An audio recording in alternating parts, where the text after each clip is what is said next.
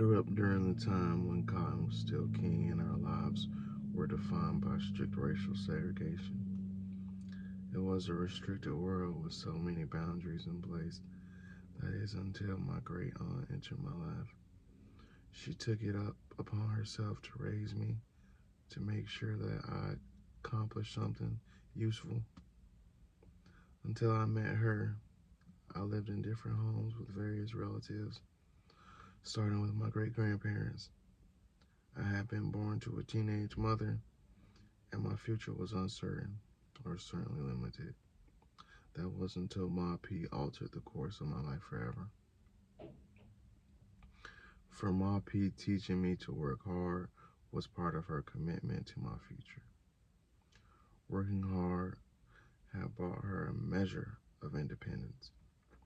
She wanted the same for me and more. Sleeping late was never tolerated. Thus, the memory of her admonishment to get up still rings in my ears. I was only 13, but within our Southern culture, I was man enough to do full day's work. Ma P never had to call me twice. I was slow to move, but always up before she had to yell at me for the second time. That morning in June 1958 seemed like a typical workday. However, it would turn out to be very, very different. I was going to work, but not to the cotton fields, where I had been working for several years, and where she herself will go that day. No, I would not be bending low in the hot sun for early morning to sunset, carefully weeding to the young cotton plants, a process we call chopping. Uncle Cleve, Ma P's brother-in-law, who owned the ice house, had offered me the opportunity to work for the summer. That is, if my first few days worked out to his satisfaction.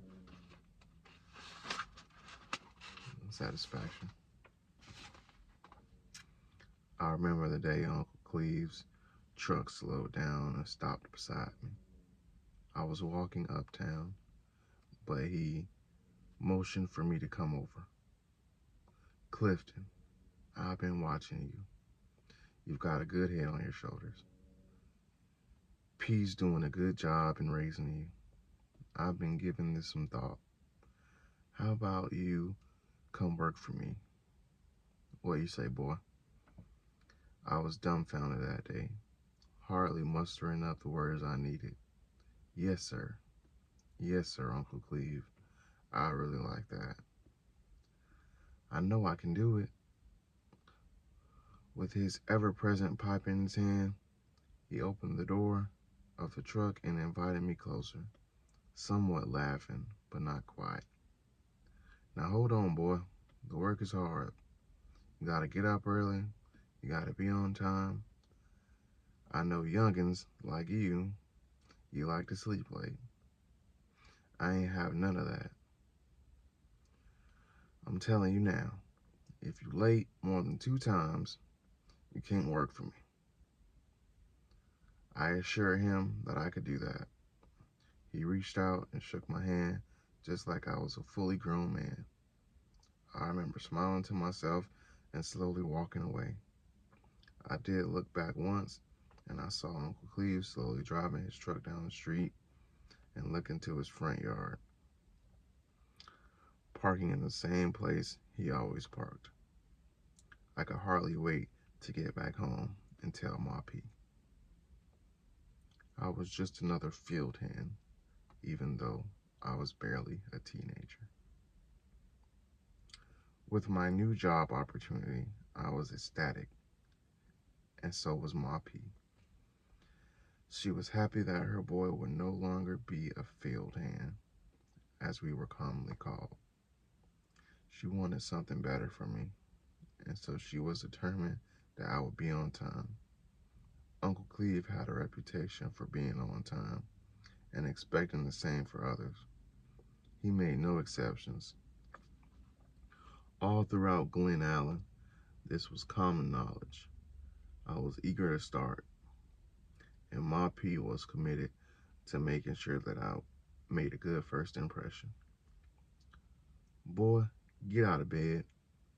Those were her words that June morning that started my day and introduced me to a way of working and thinking that would forever shape my life. I will never forget that morning, the day I no longer had to catch Mr. Walter's field truck as it headed down to the cotton fields with the field hands. Mr. Walter's truck had been picking up people for the field work and taking them to surrounding plantations for years.